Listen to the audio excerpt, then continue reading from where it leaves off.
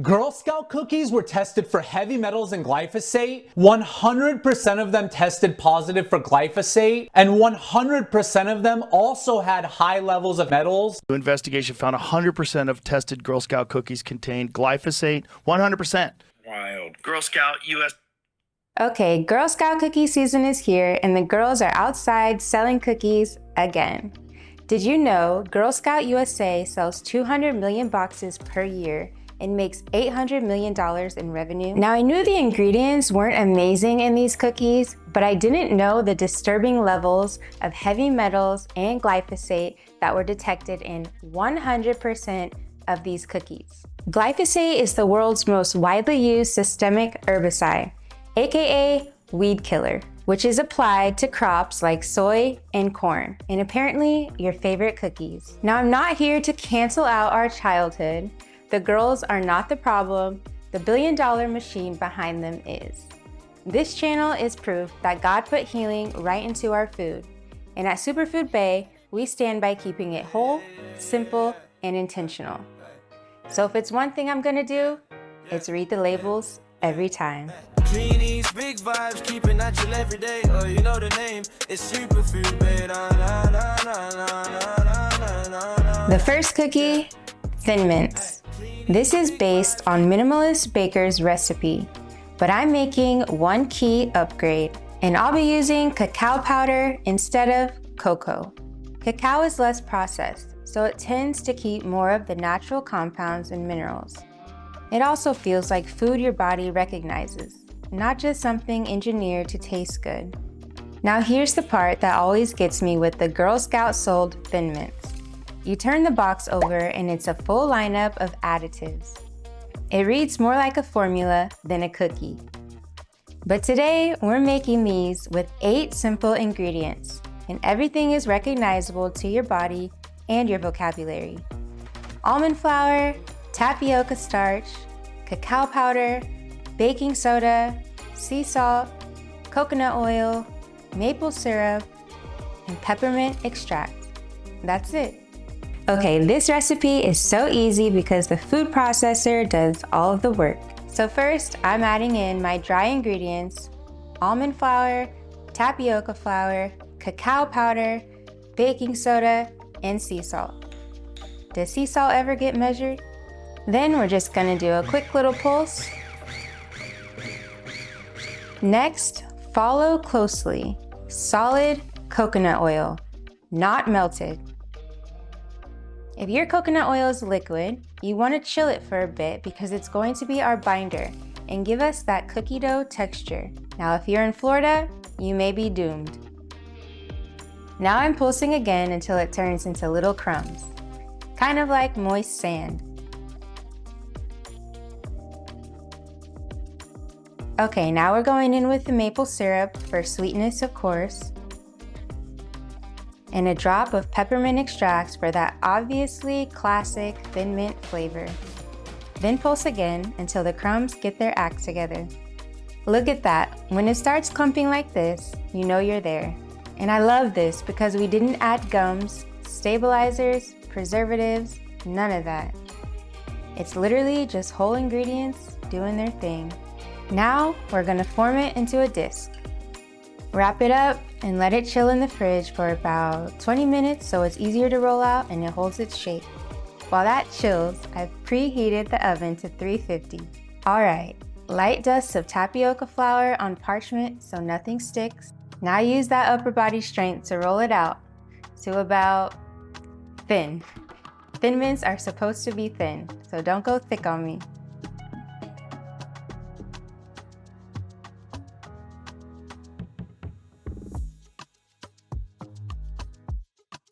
Now I'm using a round cutter. If you don't have one, a spice jar lid works. Place them on the tray and give them a little breathing room. Now we're gonna bake them for about 10 minutes. Look for a soft puff and a matte finish, and that's when they're ready. Now we need these fully cooled before dipping so the chocolate goes on clean. Speaking of which, cacao is naturally high in magnesium, which supports your nervous system and stress response. You're getting something that feels a little more balanced, and it's just a cleaner form of chocolate. So for the coating, I'm basically making a simple melted chocolate situation. Very simple. I'm bringing some water to a boil. Then to a bowl, I'm adding dairy-free chocolate chips and just a little bit of coconut oil. The coconut oil just helps the chocolate thin out so it coats smoothly and gives that nice snap once it sets. Now I'm placing this bowl right on top of the pot. We're just letting the heat gently melt the chocolate. Stir continuously so it melts evenly. Once it's mostly melted, you can remove it from the heat, and instead of weed killer, we add a splash of peppermint extract. Now that it's melted and silky, I'm dipping each cookie one by one, fully coating it, letting the excess drip off, then placing it back on the parchment paper to set. And this is where homemade always wins, because store-bought coatings usually come with extra stuff to keep them shelf-stable forever. Pop them into the freezer for about 15 minutes so that chocolate firms up fast and locks everything in. Now this is where you taste the difference. Instead of refined oils and artificial flavoring, you're tasting real cacao and real mint. Same nostalgia, different intention.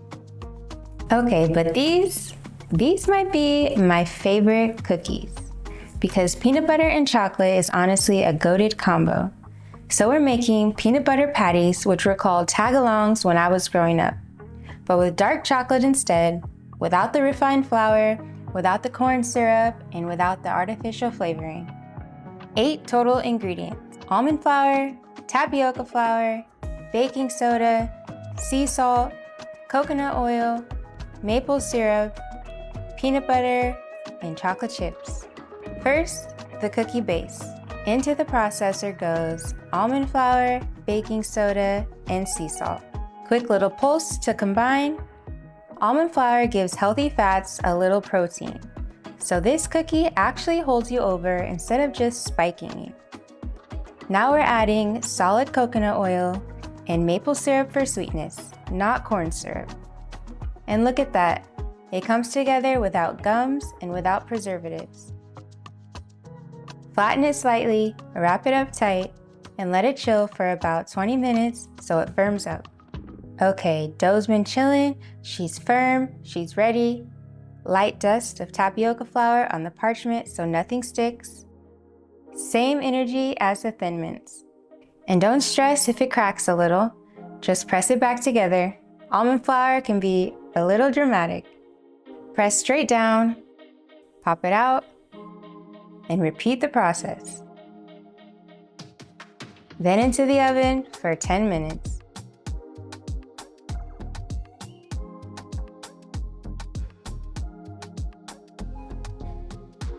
Now for the peanut butter. Real peanut butter has healthy fats that actually signal fullness. Rather than spiking your blood sugar and leaving you wanting more, this keeps you balanced. 2 ingredients, that's it. Now if there's more in the jar than peanuts, it's worth asking why. Because real peanut butter is simple. Now this is where the cookie levels up. Dark chocolate, especially 70% and above, is packed with flavonoids, and flavonoids support blood flow. Better blood flow equals better oxygen delivery. Better oxygen delivery equals brighter skin and better focus. Now we grab the cookies from the freezer and assemble. Now we can coat them in the rich, melted dark chocolate.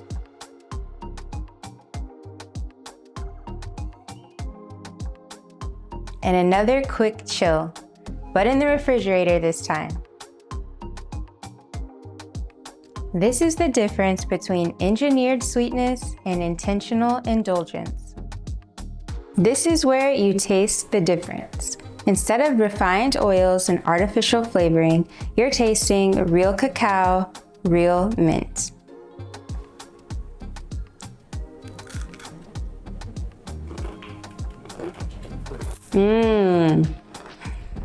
Same nostalgia, different intention.